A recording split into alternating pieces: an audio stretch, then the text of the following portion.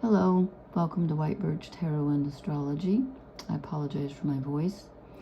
I'm very croaky tonight. This is a reading. I'm not going to do any astrology tonight, but I will point out that we're going to have a new moon in Gemini, I think it's on the 14th. And then a few days, like not too long after that, we're going to have Uranus squaring both of the nodes, the north and the south nodes, which is going to be really interesting. I think I'm already feeling that energy because it kind of is slow moving. Anyway, I was going to do something else initially and this came out, so I was going to do like a pick a deck thing, so maybe I'll do that some other night. But I was drawn to these archetype cards. This is Kim Cran's The Wild Unknown. This is the pocket version because I have trouble shuffling the larger deck. I have both decks, but I wanted to do, initially I was going to do a 3 card, like not a past and a future, but an inner and an outer, like feminine energy, or the receptive, we'll call it, and then the outer, the creative, just like the yin and yang, and then the blend of the two, or what links them. And then I ended up pulling 2 more. So anyway, I do apologize for my voice. I'll tell you about one of these cards is linked to something I was just thinking about. And anyway, so I started with the receptive part of us, the inner, like what's the inner energy?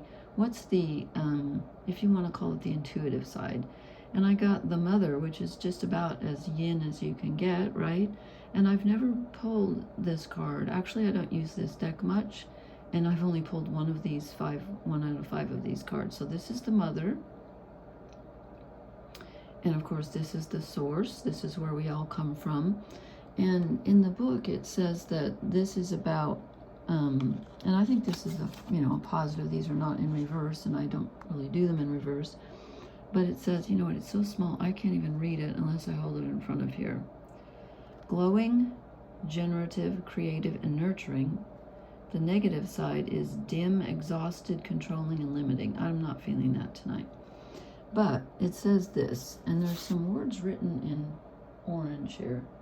The Great Mother, the feminine, the source. Okay, we've already said that. So it points out that regardless of our birth story, each of our hearts beat for the first time in the warm womb of the Mother, where she offered resources from her body for the building of our own. And it says that she contains both light and dark aspects of the feminine. With the best of intentions, the Mother wraps her loving arms around her creatures and begins to grip what she meant to set free. So it's about nurturing and prohibiting growth. I think... well, I just lost my train of thought just reading that. I think it's about our source, but I'm thinking about like the earth, and from where do we draw our sustenance? What nurtures us? What sustains us on an inner level? It's very important to get in touch with that right now. Very necessary. That's sort of, I was kind of asking, like, what are we supposed to do on an inner and an outer? So on the inner level, we connect with source, whatever that is for you. The pearl of wisdom that's, hidden, usually deep inside. That could be the subconscious. That could be just, you just go within and find what sustains you and what feeds you, because it's important at this time, because there's a lot of challenges in the outer. Are there not? And then I said, so what do we take into the outer with us, or how do we express our outer? How do we express in the outer, I should say? And I get the Lover, and notice there's a pearl.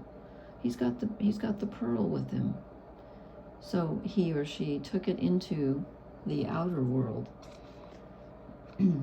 So this says, I've never pulled this card either. It says the heart, the beloved, and the devoted. And the keywords are, God, I can't, that's just too small here. Connection, expansion, devotion, and awe. I'm not going to read the negative because I don't think it applies tonight. So it says, pulsing through the heart of the lover is gratitude. The lover appreciates and experiences the world through the senses, reveling in beauty, song, art, music, scents, S-C-E-N-T-S, and sensuality.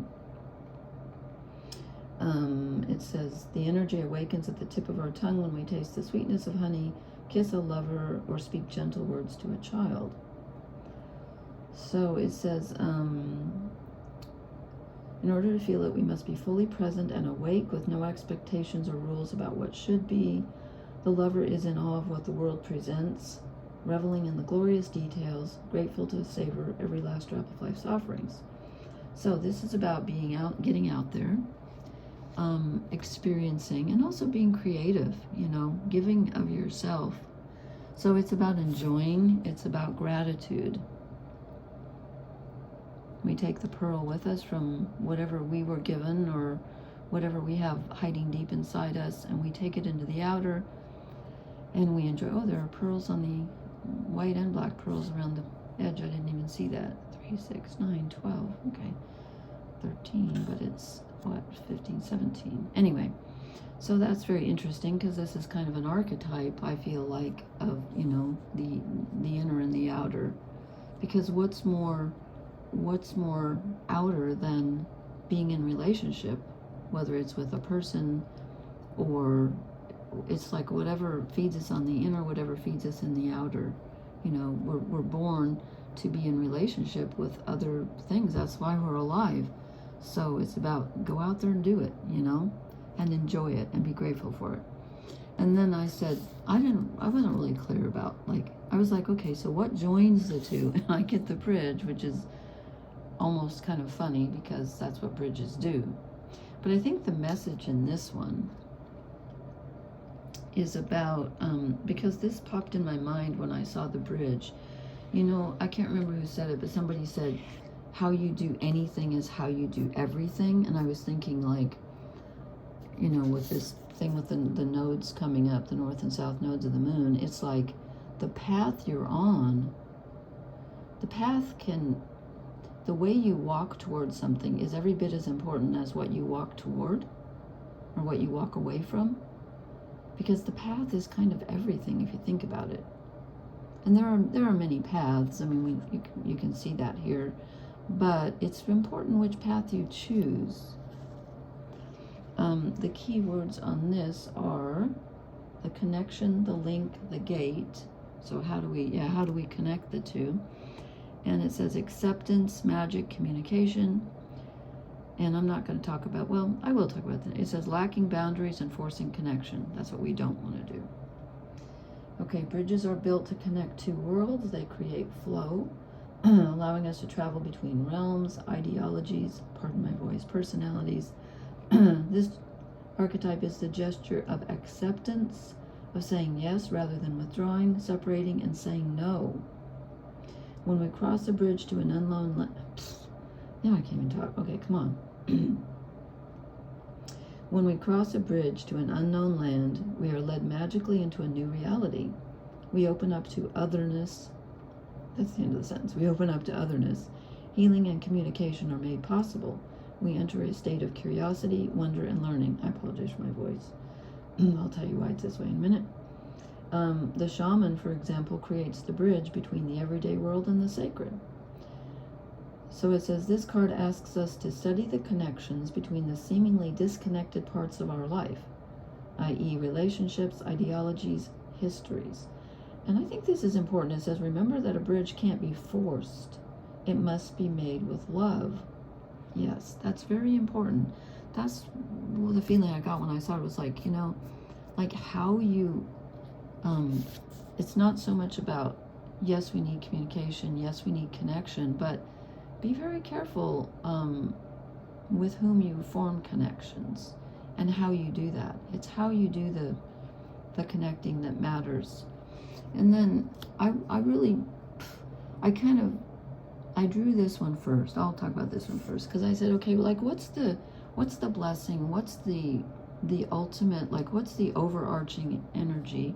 And I got the village, which was very interesting because before I did this, I was watching a program on our public television station here about, I've seen this film hundreds of times. I didn't even, not hundreds, Lori. I'm sorry, I exaggerate. Many times. And it was the film of the rock festival Woodstock, which I think was in 69. Anyway, and I was just crying my head off because I'm so nostalgic for that time period. I was younger than most of those people at the time, but I did get to go to a rock festival myself, which was just amazing. It was a week long. It was amazing.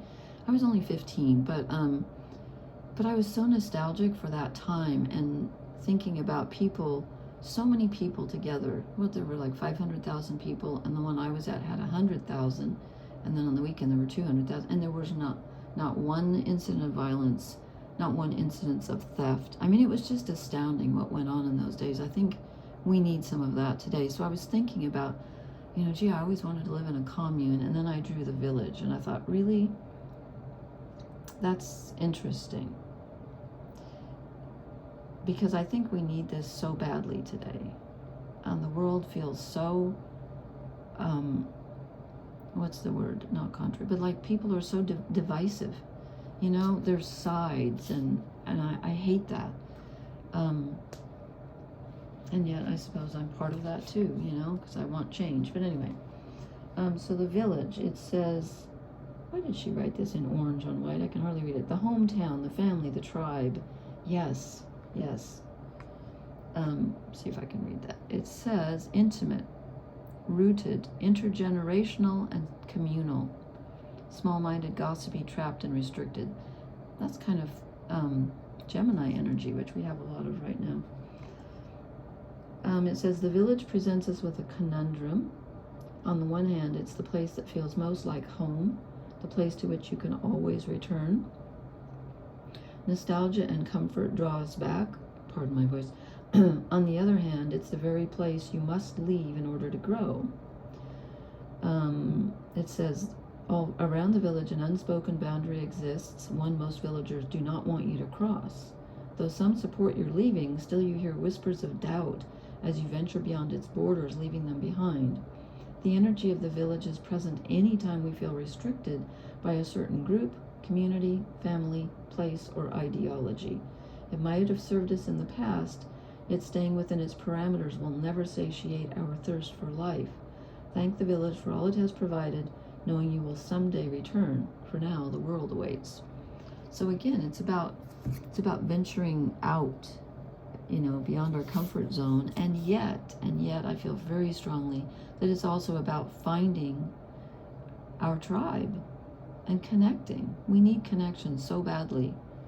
I like that there's a ring here. What is that supposed to be? It looks like a tambourine.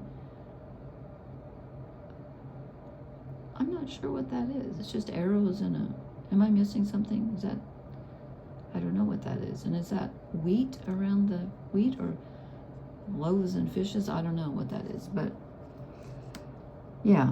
And it's so important. Well, let me talk about this one first, because I think this is tied in. The prayer is at the bottom. So again, it's like an inner and an outer. It's like, the personal and the collective. So we get the prayer. Whoops. Okay. I thought I marked this page, but it fell out. So 5065. It says, that's probably self-explanatory, but the worship, the reverence, the homage. Okay, I love homage. We need some of that. Offering to be of service, asking for guidance, when dark, expecting results or self-aggrandizement.